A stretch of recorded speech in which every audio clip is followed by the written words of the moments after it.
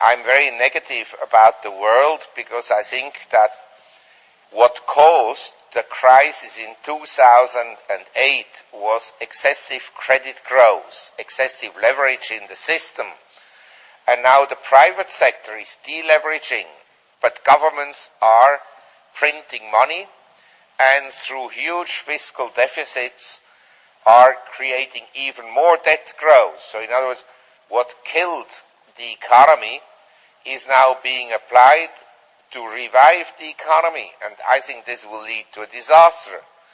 But if you think it through and you believe in the disaster scenario I'm envisioning, then you will be better off in equities and in commodities than in government bonds and cash.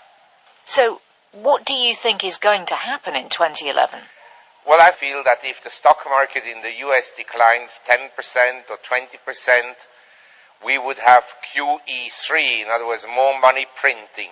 You're talking about quantitative easing, QE? Yes, correct. We would have quantitative easing 3, and that will again boost stock prices, but not necessarily the economy of the man on the street. Now, you've talked a lot about gold and suggesting that actually it's a good bet to invest in at the moment. Why do you feel that? Well, I wrote first about gold in 1998 when it was below $300, and then the low was at $252 an ounce in 99, and since then I have been advising people to accumulate some gold. So right now, obviously the price has gone up, and we had a 10 years bull market, so I'm a bit more cautious. But in general, because of the money printing I was referring to earlier, I don't think that there are any sound currencies anymore, paper currencies, and that the only sound currencies are hard currencies like gold, silver, platinum, and palladium. But gold doesn't do anything, is it? It doesn't add to the economy, it doesn't employ people, it doesn't accumulate wealth, except on paper.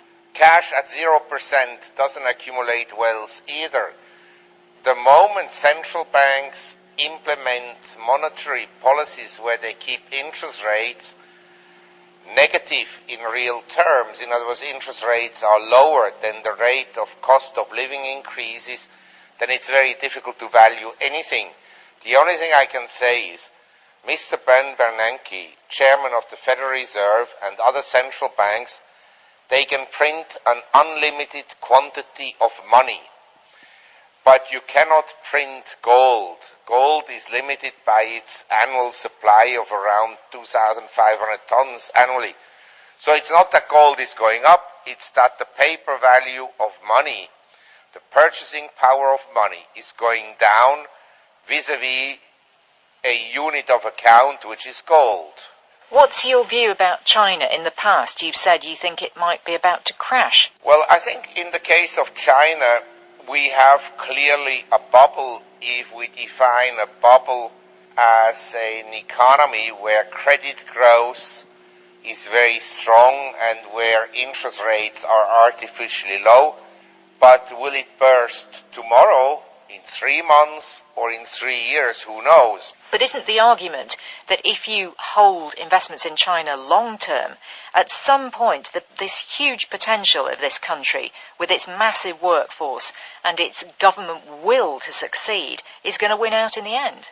Yes, that may be the case, but I think for the average investor, rather than to invest in Chinese companies and stocks, where the accounting is frequently very intransparent and questionable, if you really believe in China, then you buy oil, or you buy industrial commodities, or you buy the Australian or Canadian dollar, or the Australian stock market. I mean, there are better ways to play China than necessarily to invest in China. Why? How are those connected? Well, if there is very strong growth in China, then obviously the demand for commodities goes up, and because we have some supply constraints, then the prices of commodities go up, and the resource producers benefit. Let me ask you about the Eurozone. What do you expect to happen to the Eurozone in 2011?